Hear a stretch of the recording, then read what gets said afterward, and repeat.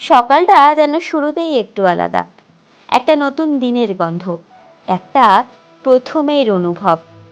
চোখ খুলতেই জানলা দিয়ে ঢুকে পড়ে রোদ হাওয়া, রান্নাঘর থেকে ভেসে আসা গন্ধ, মায়ের হাতের রান্নার গন্ধ। বড় হয়ে গেলেও এই একটা দিন আমাকে আবার ছোট করে ফেলে। মায়ের হাতে আজ অনেক কাজ। সে আজ গান গেয়ে গেয়ে রান্না করছে, যেটা সে পুরো বছরে অন্য কোনো দিন করে না। মা বলে, বছরের প্রথম দিনে যদি ভালো খাও, তাহলে পুরো বছর ভালো কাটবে।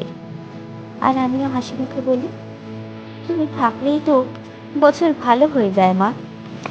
তারপর শুরু হয় নতুন জামা, শাড়ি, আলতা, কাজল দিয়ে সেজে ওঠার গল্প। আলতা পরতে গিয়ে ভাবি, ছোটবেলায় কেমন মায়ের কাছে গিয়ে বসে আবদার করতাম আলতা পরিয়ে দেওয়ার জন্য। আর আজ আর আজ আমি নিজেই নিজেকে তৈরি করে ফেলি। কিন্তু মায়ের ওয়ার্ড্রপ থেকে সেই শাড়ি চুরি করার অভ্যাসটা এখনো যায়। কত যে স্মৃতি জড়িয়ে আছে ওই শাড়ির ভাঁজগুলোতে। রাস্তাগুলো আজ অন্যরকম। বন্ধুর হাত ধরে হেঁটে চলা, যেখানে একদিন চোখে চোখ পড়েছিল প্রথমবার, সেই স্মৃতিগুলো আবার জেগে ওঠে। দূরে বাজছে রবীন্দ্রসঙ্গীত, চারিদিকে ভিড়, কত লোকের কত হইচই।